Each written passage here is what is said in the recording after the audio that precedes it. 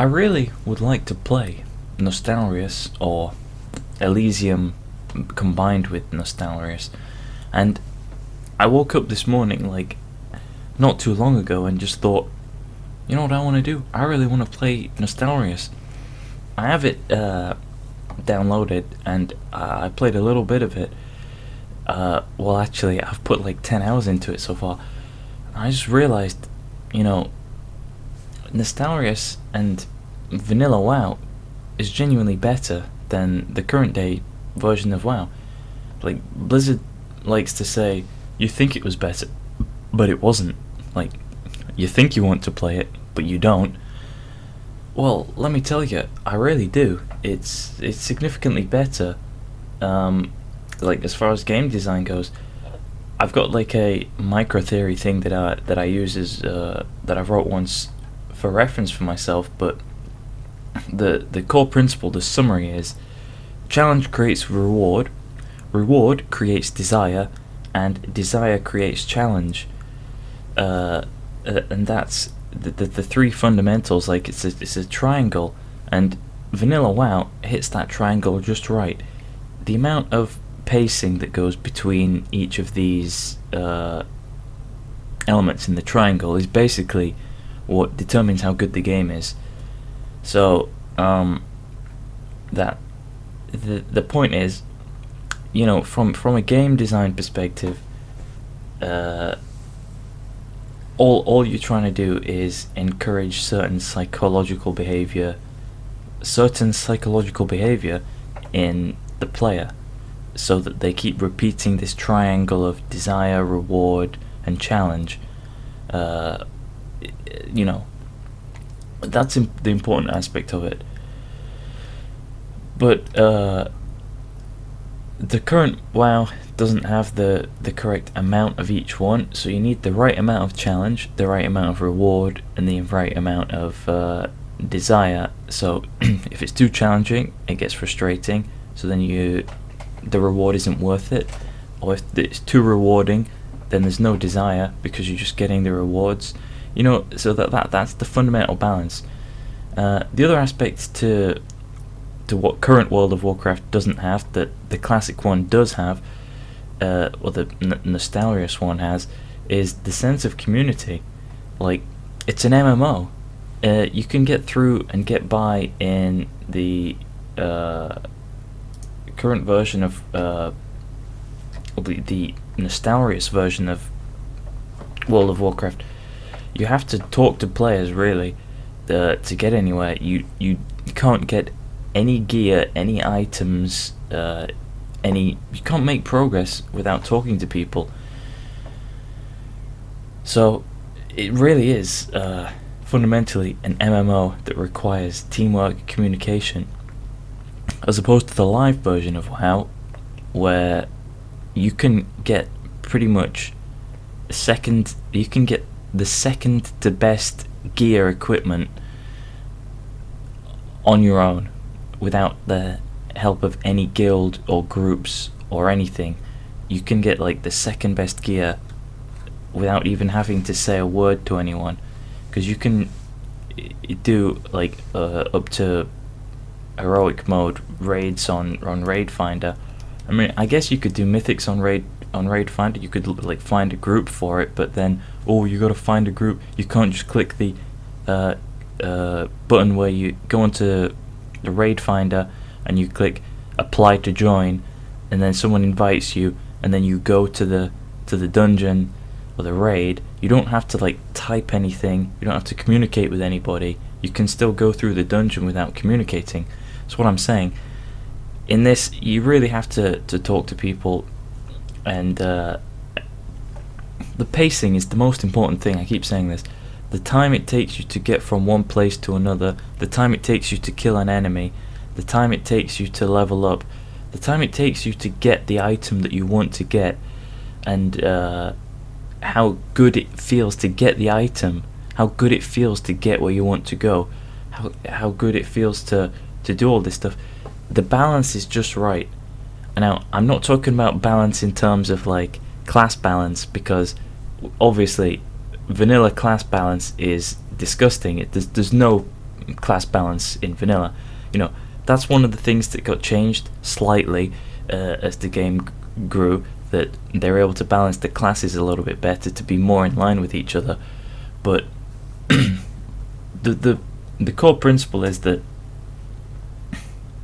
MMOs in the 2000 to 2006 period versus the 2010 to 2016 period, over 10 years, they've basically died.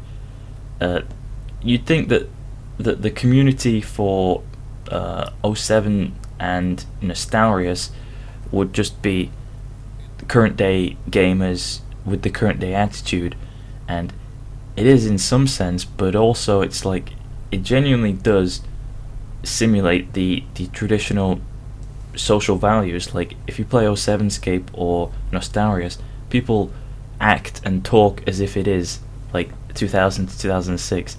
I mean, they're not going on about like political and social events and like what's on television at that time, but waiting for that new Avril Lavigne CD to come out.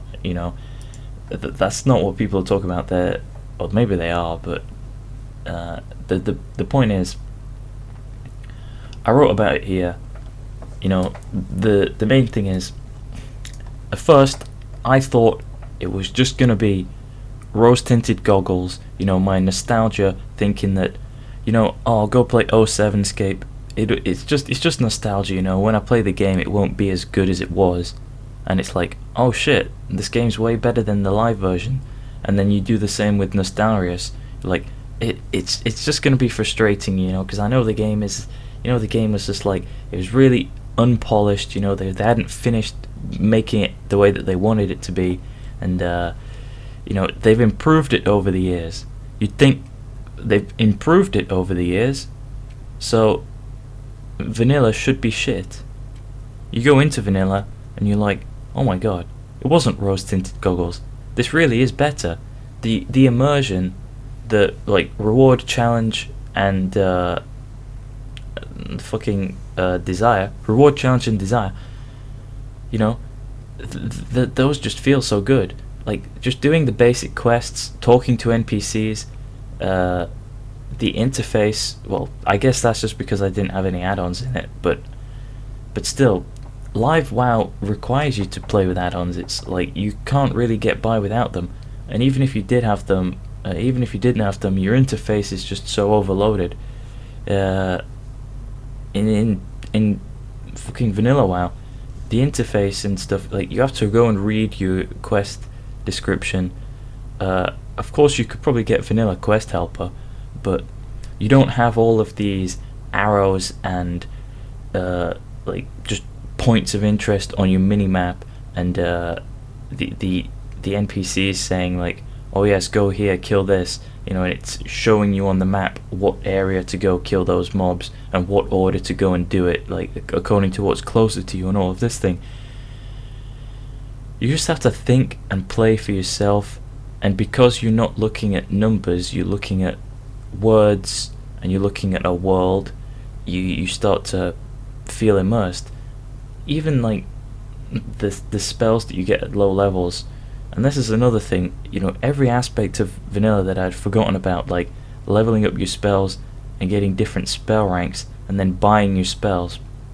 Even the value of money, the amount of money that it requires you to learn the spell, or to learn a new weapon skill. Weapon skills, that's another thing. There's just so much stuff that got pruned for no good reason, but, well, Blizzard will tell you it was a good reason, but I'd say most players will tell you there was no good reason for pruning it. It's like, oh well, it was just hassle. It didn't offer much to the game. Well, it was there. People got used to it. People enjoyed it, and then you took it away. That's what I mean. It seemed like no reason. For a new player, they might think, well, this is a bit silly. But for anyone who'd been playing with it, that's fine. Your weapon skill, you get a new weapon, you don't know how to use it, that makes sense. You have to train with it from like 1 to max. You'll be shit with it and you'll miss all the time. Hit rating, dodge rating, all of these things, I don't know. They really thought that pruning away spells, pruning away the fact that you have to go learn spells, do quests for your spells, and just give you all the abilities, talent trees. What do you need talent trees for? You got talent trees in this.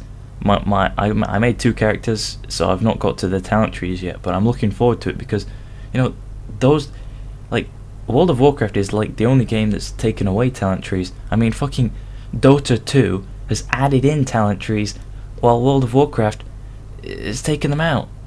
World of Warcraft took them out like 2 or 3 years ago, I think, but it doesn't make sense. You take talent trees out of your MMO, and what are you left with? You got a shitty Legion, Warlords of Draenor, shit, Legion, shit, Cataclysm was okay, but I preferred Cataclysm and Mists of Pandaria were okay games, but everything after Wrath was nowhere near as good as the stuff that Wrath and pre-Wrath. I know that's just opinion based, but I'm talking about this from like a fundamental game design kind of player psychology of the challenge, reward, and desire kind of mentality. The cycle, like Wrath had that really good, and the story in that that adds to this, like the zones, the environment, and the theming of it.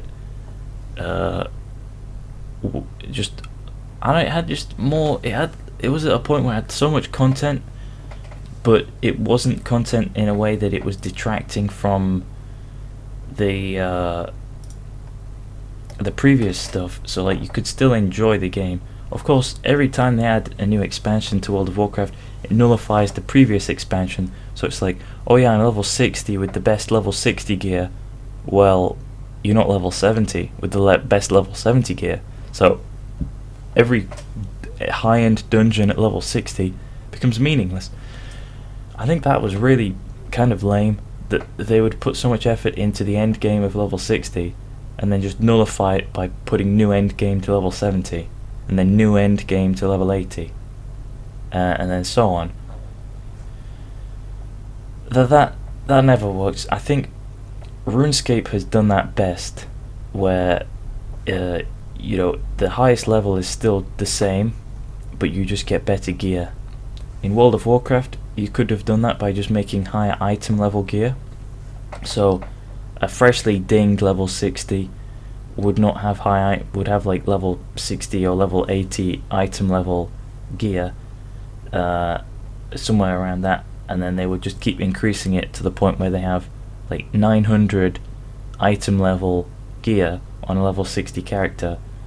Or you'd rebalance that, of course, but the principle is still that level is important for while you're questing up your character, and then when you get to the max level, gear is the important part.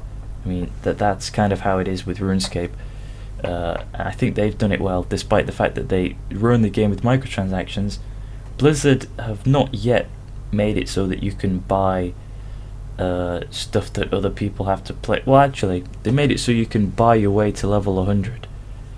Being able to buy a level 100, being able to buy mounts, being able to buy gold, and then because you buy the gold, you can then pay for things in the game. So you buy the gold, you pay for your professions, you pay for a heroic boost, you're basically paying for everything. If you've got enough money in real life, you can just pay for everything in the game. So that kind of nullifies the point of playing it. Yeah, I'll make a separate video about this. I just wanted to talk about how I thought MMOs have been disappointing. Every update to World of Warcraft and RuneScape has made them kind of worse, and then every new MMO that I heard about that I wanted to play, like Terra, Elder Scrolls Online, Black Desert, EverQuest Next / Landmark and Titan, these kind of games that I just don't think MMOs are working anymore because of the model that developers are trying to use. I'll make another video what I think about what I think the future of MMOs are. But yeah, basically, what I'm trying to summarize and say here is that you think I don't want to play this, but I do. So come on, Blizzard. How can you not put? How can you think that players don't want to play this? It's because you don't want to admit that the game was better. The game was better fucking 12 years ago, when it was just when it came out in fucking 2004. I believe it was 2004. Yeah, the game was much more enjoyable because it was rewarding, challenging, and you have desires in it. Like I said, I woke up this morning with a desire to start doing quests in the game, a desire to level up my character. I've not had that feeling of desire for or the willingness, the wantingness to play my character since playing this back in like the last time I had that was like in 2008, 2009. So it's not just rose-tinted goggles. It really is just a better designed game. Like, you can play the game, go to sleep and wake up and want to be playing it again. Live version doesn't have that. And Blizzard, you're so stupid for not listening to the players. At least Jagex did that. They listened to the players. The players said, we don't like RuneScape 3. We don't like the current version of RuneScape. So they said, alright, we'll add old school RuneScape back. Starting in 07, we won't change the graphics. We won't do an overhaul of it. We'll just start development back from 07, and so we'll have 07scape and RuneScape 3 as separate games. And 07scape has about a third of the total players. A third of total RuneScape players are on 07scape.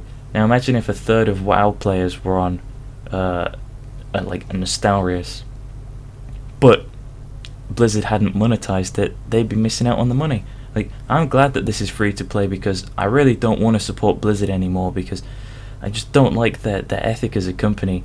You know, their CEOs are pretty rude people, pretty arrogant and disgusting people, to be honest. But